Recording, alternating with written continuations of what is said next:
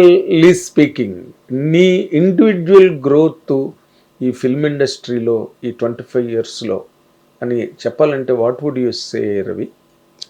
Industry or your career? ఇండస్ట్రీలో growth, career growth గురించి నేను I don't have anything to say, because అది growth అనుకోవట్లేదు. నేను యాజ్ అ పర్సన్ నేను గ్రో అయ్యానా లేనా అది ఇంపార్టెంట్.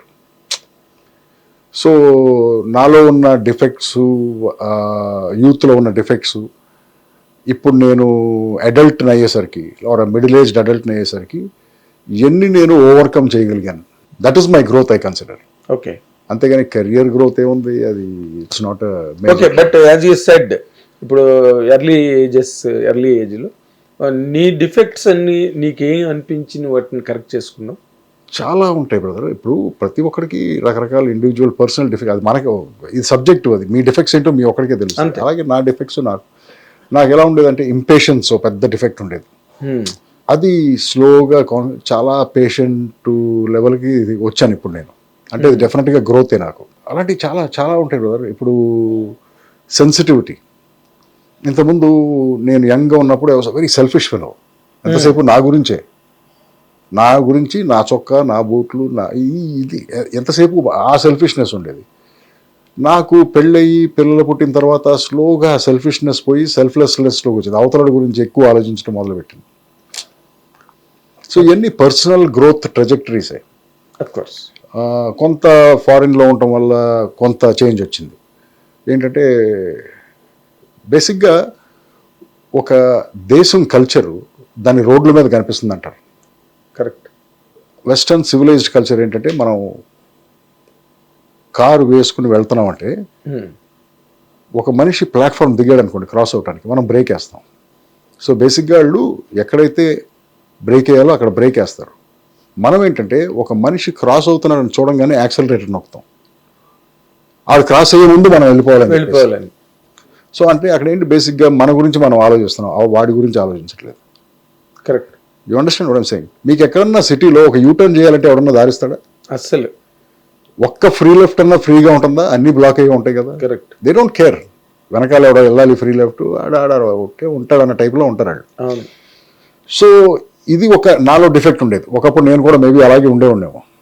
సో స్లోలీ నా మీద నేను వర్క్ చేసుకుని now I understood that I have to be more sensitive to people, to people, society, everyone అనేది ఇది కొంత బెటర్ అయింది.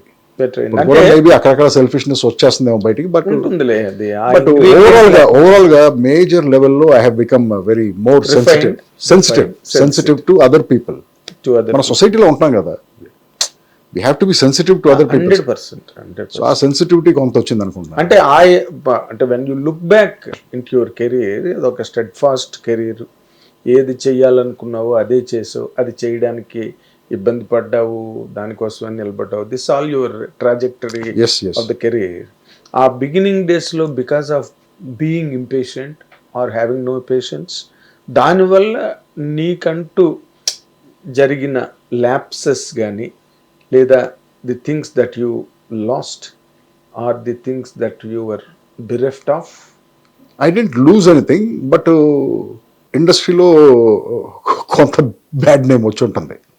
ఏంటంటే అది కోపం ఎక్కువరా అనే టైప్ ఆఫ్ పేరు నా మీద ఆర్టిస్టులు కానీ టెక్నీషియన్స్ కానీ ఇది చెప్పండి. ఎందుకంటే impatient to get the short right.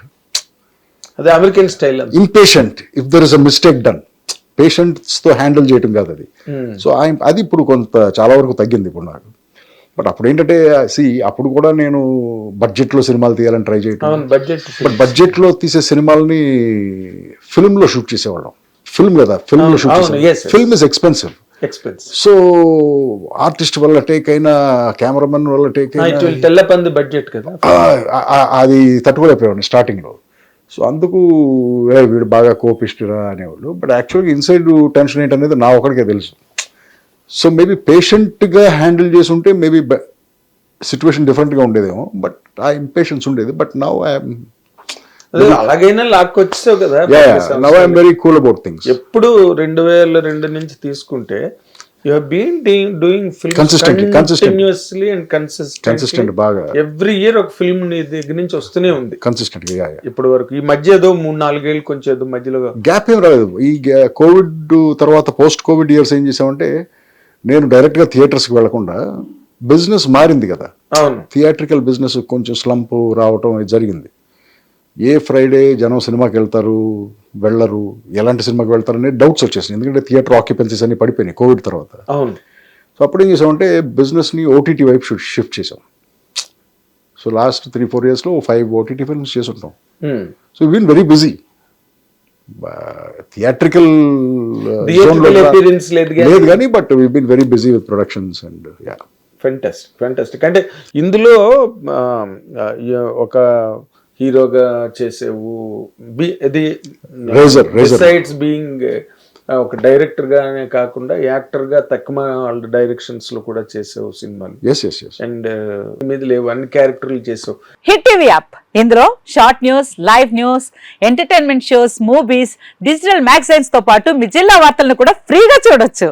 ఇంకెందుకు ఆలస్యం, వెంటనే హిట్ టీవీ యాప్ ని డౌన్లోడ్ చేసుకుని ఫ్రీగా ఎంటర్టైన్మెంట్ పొందండి. Hit TV app. Hit TV app. Please download hit TV app. Hit TV app ని ఫ్రీగా డౌన్లోడ్ చేసుకుని ఎంజాయ్ చేయండి. మీకు నచ్చిన ఎంటర్టైన్మెంట్ కోసం హిట్ టీవీ యాప్ ని ఫ్రీగా డౌన్లోడ్ చేసుకుని ఎంజాయ్ చేయండి. హిట్ టీవీ యాప్ ని డౌన్లోడ్ చేసుకుని ఆస్వాదించండి, ఆశీర్వదించండి. ఇంతమంది సెలబ్రిటీలు హిట్ టీవీ యాప్ ని డౌన్లోడ్ చేసుకోండి అని చెప్తున్నారంటే ఎంత మంచి యాప్ ఆలోచించండి.